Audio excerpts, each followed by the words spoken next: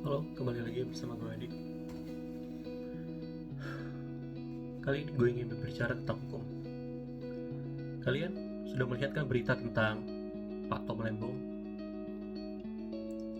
yang diduga melakukan korupsi dan merugikan negara. Tapi sepanjang 23 kali sidang, itu tidak ada satupun yang memberatkan beliau dan mengungkap sebuah fakta kalau terjadi korupsi di sana. Kalau dibilang kerugian negara karena beliau ada izin mengizinkan impor gula, beliau sudah koordinasi dengan orang yang nomor satu di Indonesia. Kenapa orang nomor satu itu tidak pernah dipanggil untuk menjadi saksi? Mungkin agak terlalu berani bagi diri gue untuk berbicara ini ya. Jadi kalau bicara kerugian juga karena menguntungkan pihak swasta, sesimpel gini lah. Kalau gitu negara tidak usah memberikan izin satupun untuk para swasta dia menjadi membuka usaha. Biarkan semua kelola BUMN. Dengan swasta yang melakukan impor, itu juga tidak ada terjadi pelonjakan harga loh. Pada tahun 2008 itu, di masa jabatannya Pak Tom Lembong, lonjakan harga gula itu tidak ada terjadi. Artinya apa yang diuntungkan? Semuanya normal. Jadi gini, baru kali ini ada tersangka korupsi, seorang koruptor ya, yang dibela begitu banyak rakyat Indonesia, yang semua orang-orang bisa dibilang memiliki kapasitas pemikiran yang intelektual, memberikan narasi-narasi tentang kejanggalan dan kriminalisasi dalam proses hukum ini. Karena semua mata melihat dan memandang, di sana tidak ada yang terjadi atau yang memberatkan bukti-bukti kalau Pak Tom Lembong itu bersalah.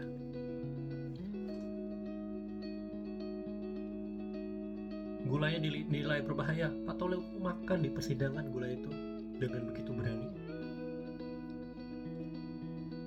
Bukan artinya kita menormalisasikan tentang seorang koruptor, bukan. Tapi hukum yang terjadi di negara ini yang dipertontonkan ketika di persidangan Pak Tom Lembong dan dilihat oleh begitu banyak orang di Indonesia,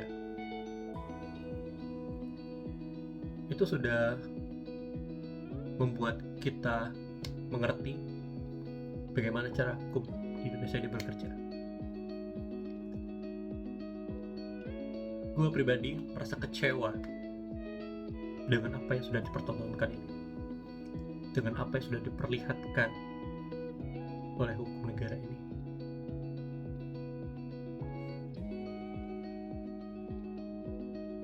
Miris ketika kita ingin mencoba untuk berpikir positif, berpraduga yang positif kepada negara, tapi hal ini dipertontonkan di media saat ini. Seorang pengacara kondang seperti Hotman Paris saja memberikan bukti harusnya Pak Tom itu bebas.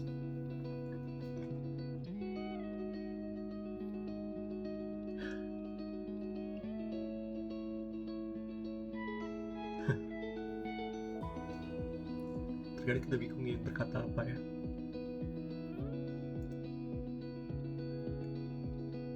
Gue menilai secara objektif, bukan secara subjektif ya.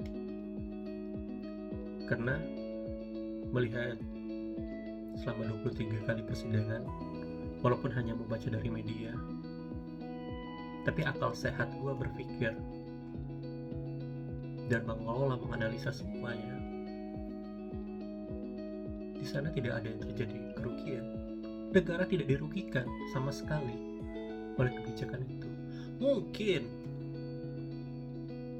ada administrasi yang menjadi permasalahan, tapi tidak ada kerugian negara. Kalau kerugian itu dihitung dari perusahaan swasta yang mendapatkan keuntungan, tapi mereka juga berpajak kepada negara, kerugian apa? Apakah tidak boleh perusahaan swasta ini lebih maju di negara ini? Kalau begitu, pertambangan semuanya dikelola aja sama BUMN. Kenapa di pertambangan dibuka lagi lahan, dikasih sama swasta lagi, dikasih lagi sama swasta? Kalau bagi negara itu hal yang merugikan. Putuskan semua kontrak, putuskan semua izin, udah kelola semua oleh BUMN. Kalau begitu pola pikir hakim.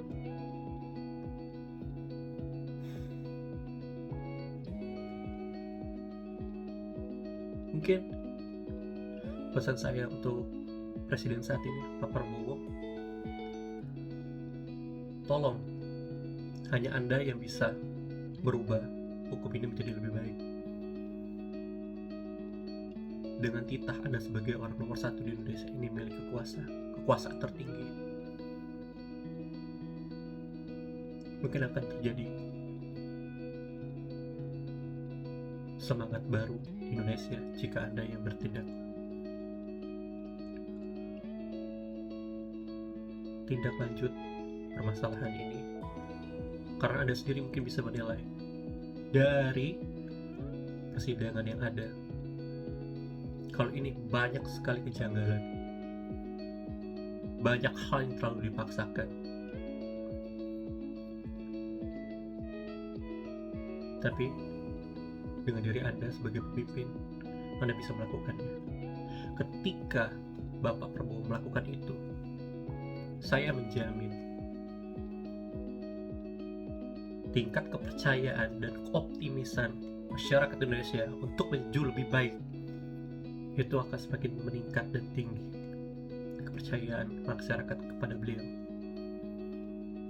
Dan satu lagi Pak, ketika sedang terbajak huru-hara, banyak orang-orang sulit mendapatkan kerja, dipertontonkan masalah hukum seperti ini, tapi kita melihat, mohon maaf sekali, ada perlakuan khusus kepada hewan peliharaan Bapak, Bobby. Apakah etis menurut Bapak sebagai orang yang bijaksana di negeri ini memperlihatkan itu dan menjadikan itu sebuah media, diperlakukannya hewan peliharaan yang begitu baik, dilindungi dan dikawal oleh orang-orang yang digaji, yang digaji oleh pemerintah Pak, karena mereka berseragam? Apakah pantas? Etiskah itu? Ketika masih banyak orang yang kelaparan di Indonesia, ketika masih banyak orang yang mencoba, mohon maaf, mencuri barang bekas, mencuri ini, mencuri itu, membegal dan lain-lain, hanya untuk kondisi perut Pak, hanya untuk hidup besok. Apakah itu pantas? Hanya itu Pak yang ingin saya sampaikan kepada Bapak. Semoga pesan ini bisa sampai. Saya masih optimis kalau negara akan menjadi lebih baik ketika kebijaksanaan dari Bapak muncul.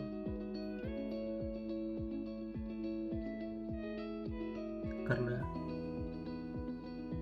apa yang dilakukan Pak Tolengmu saat ini, dia sudah benar-benar menelanjangi hukum yang ada di negara ini.